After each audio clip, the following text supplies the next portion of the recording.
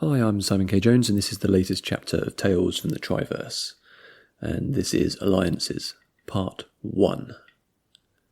London, Mid-Earth, 1980, June. The members' bar in the Houses of Parliament wasn't what it used to be. Matthew Graves, MP for Norwich, did his best to avoid it. Rather than the heady, cross-party mix that the older politicians reminisced about, it was now the exclusive territory of Prime Minister Nigel Maxwell's Earth First party. Even the Conservatives with whom they'd initially been in coalition were excluded.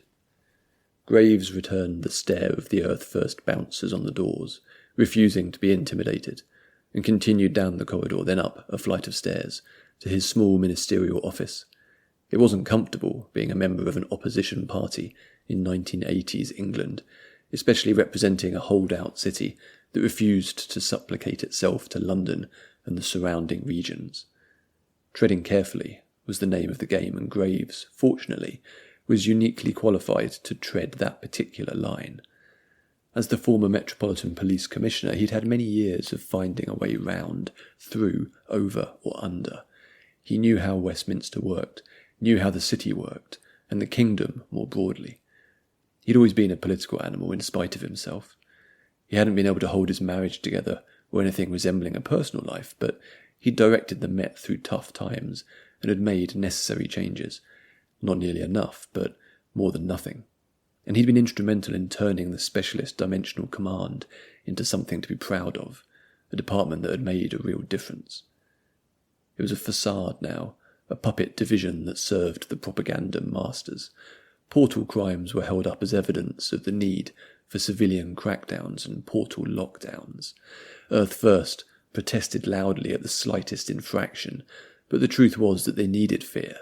They needed crime and unrest, just enough to give them an enemy, without it ever becoming a real threat, a bogeyman to help them win local elections and get laws through the Commons. There was only so much Graves could do as an independent, and it wasn't enough. They'd pushed him out of the Met, along with most of the other senior officers, moved to bureaucratic roles, pushing pens around desks, or forcibly retired like Backer. They lived in dark times. Graves had lost his position, lost his hand-picked team of detectives, but he'd still got elected against the odds, could still make a difference to the people living in his constituency. Occasionally he'd risk a speech in Parliament, even knowing it wouldn't get any media coverage. His assistant Katie brought in a stack of papers, newspaper cuttings, letters from constituents, upcoming amendments to consider. The trappings of democracy continued, even while Earth First made a mockery of them. Performative freedom. As she placed the stack onto his desk, she lifted the top layer to reveal an envelope, then left the room. She was reliable, knew the stakes. He didn't trust many people, but he trusted her. Pulling the envelope from the pile, he checked the seal, then sliced it open. A single piece of paper with a short message. Pub 9 RF. The White Horse had always been the SDC's pub of choice. Even after the move to the Joint Council Tower, they'd still frequently made the trek on a Friday night. It'd been years since Robert Ford had last bought a pint from the bar of the White Horse. Same landlord, Paul, nobody knew his surname, and the same furniture, same towels on the bar top, possibly never washed. Stay long enough and Ford might be able to convince himself that it was half a decade earlier, before the country went to the shitter. The most annoying aspect was that he was still in fucking London. He should have gone back north, even back to Durham where he'd grown up. It's what he'd always wanted to do back when he was in the job, get on a train and go back to where he belonged, away from all these soft southern pansies. Now that everything had gone tits up, though, it felt like running away. He had the whiff of cowardice. "Didn't expect to see you here," came a distantly familiar voice, accompanied by a slap on Ford's back. He turned to see the face of none other than Commissioner Graves. Ford smiled. "All right, Gov?" "Not your Gov anymore." Graves was typical home county stock, but he was one of the rare good ones. "He never stopped being the Gov," Ford said. He waved a hand at the bartender. Pulling up a stool, Graves leaned on the bar next to him. "Funny coincidence running into you here." "Anything I should be worried about?"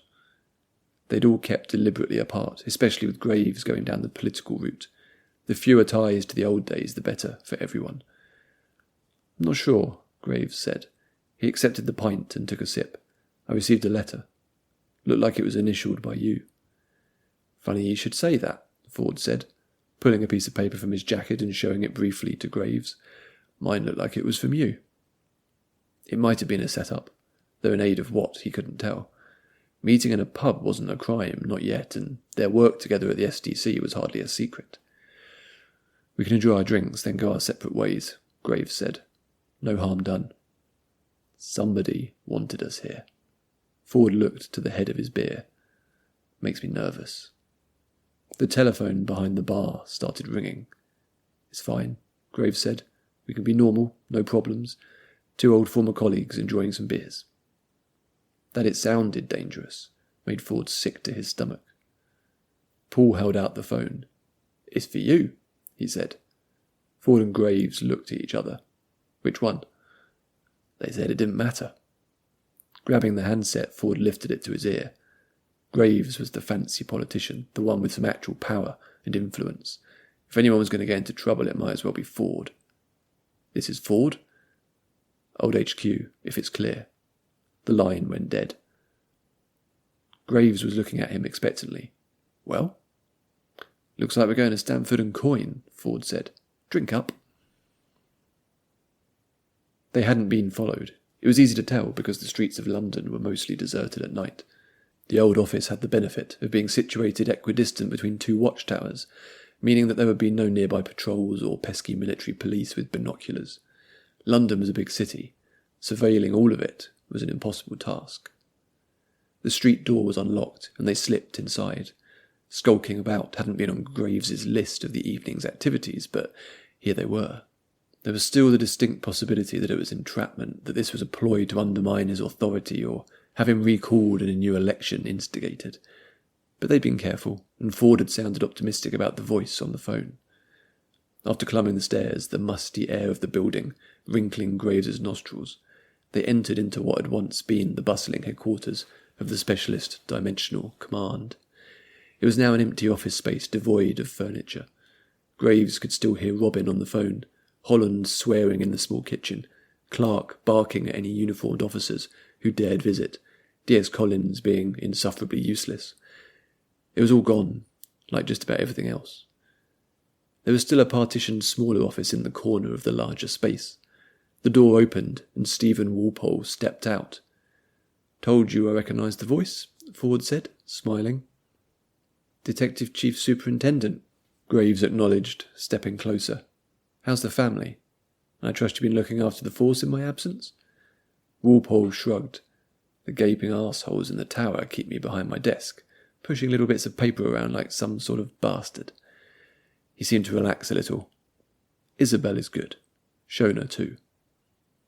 He'd always been the most profane of the high-ranking staff, had always kept his home life far away from the rest of them. Ford was circling the room. "Why are we here, boss man?" "It's not just us," Walpole said, stepping aside and indicating towards the doorway. A plume of cigarette smoke wafted out first, followed by Zoltan Kaminsky and Nisha Chakraborty. They stood next to Walpole, both looking decidedly pleased with themselves.